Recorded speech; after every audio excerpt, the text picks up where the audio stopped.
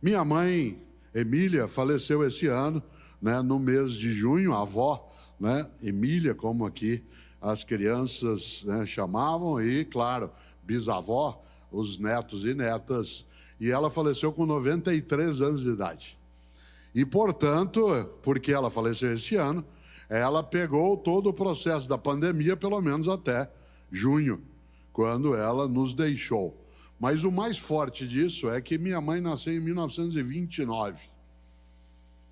E todas as vezes, depois que se iniciou o tempo pandêmico, que eu às vezes ligava para ela, ou quando eu conseguia e podia visitá-la pessoalmente, porque no primeiro ano, 1920, né, é algo que estava longe, mas 2020 estava encostado, né, muito perto, com uma ameaça muito forte, que era exatamente a pandemia. Todas as vezes que eu podia ir vê-la pessoalmente, dado que ela tinha que ficar salvaguardada em relação à eventual contaminação, eu às vezes falava para ela, ou pessoalmente, ou por telefone, falando: mãe, tá difícil, viu?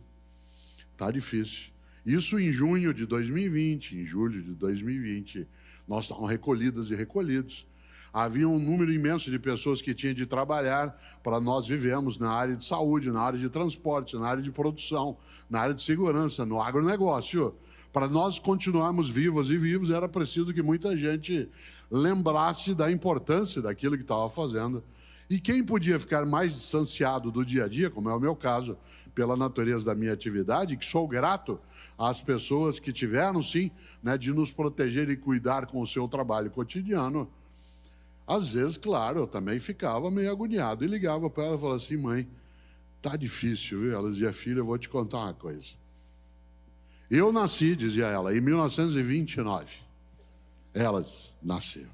Eu nasci em 1929, isto é, eu nasci 10 anos após o final da Primeira Guerra Mundial, quando havia ainda reflexos de desespero na economia, na convivência, o número de famílias enlutadas.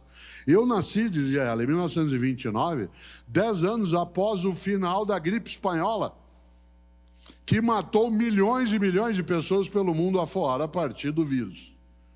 Quando eu tinha 10 anos de idade, isto é, em 1939, quando ela tinha 10 anos, explodiu a Segunda Guerra Mundial.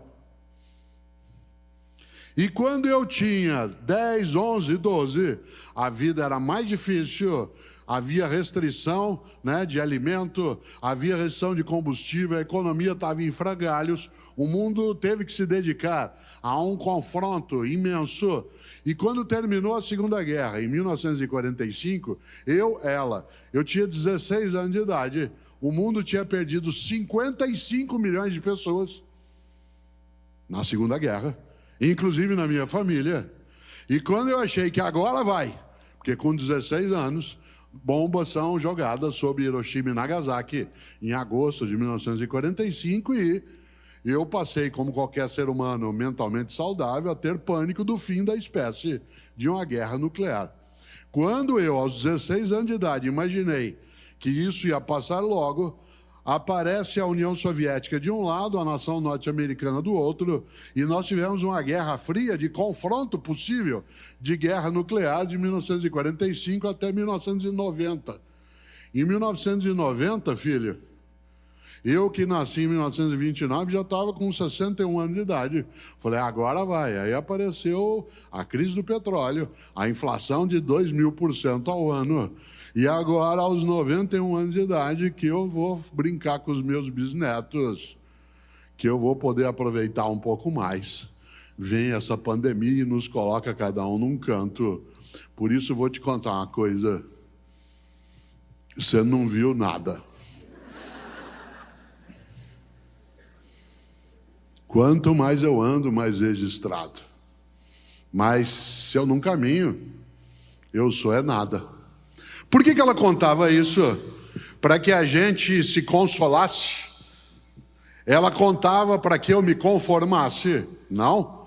Ela contava para que a gente ganhasse ânimo para entender que se cada pessoa e todas as pessoas fomos capazes de fazer o nosso melhor, a gente segue adiante. Mas, se, por exemplo, no mês de março de 2020, como aconteceu, diante de algo aterrorizante, que é o vírus que ainda circula. Se todas as pessoas tivessem enfrentado a situação horrorosa, como algumas pessoas decidiram enfrentar, nós não estaríamos aqui essa noite em Florianópolis com tanta gente. Aliás, nós humanas e humanos, arrogantes que somos, ficamos imaginando que durante décadas a grande ameaça à humanidade viria do espaço. Um meteorito, um asteroide, e nos preparamos para isso. Aliás, criamos tecnologia para isso, já pensou? Criamos mísseis que pudessem combater, serem disparados. Quem diria que a ameaça viria do nosso meio? Eu, caipira que sou, nascido em Londrina, a gente caracteriza o que a humanidade viveu a partir de março de 2020, os caipiras chamamos de tranco, né? Tomou-se um tranco. Nós estávamos imaginando que a gente já era invulnerável, que as coisas não nos aconteceriam e de repente fomos atropeladas e atropelados por algo que, embora Dona Emília, minha mãe, dissesse se ainda não viu nada, a gente não imaginava que fosse ver o que vimos. Aliás, nessa hora, é claro, quando do início do momento pandêmico mais denso, quando nós não entendíamos direito como fazer, usa máscara, não usa máscara, deixa a máscara para quem é da área de saúde, e se ele vai para casa, quem atuar no campo da saúde pode contaminar a família, e se não vai para casa, um grupo de pessoas começou a olhar tudo aquilo e dizer, o que eu posso fazer? Uma parte das pessoas, ao olhar a dificuldade, a agonia, o desespero, disse, o que eu posso fazer? Com reticências, com 3 pontinhos. Ainda bem que uma parte das pessoas, em vez de usar a frase com reticências, com 3 pontinhos, decidiu nela colocar um ponto de interrogação.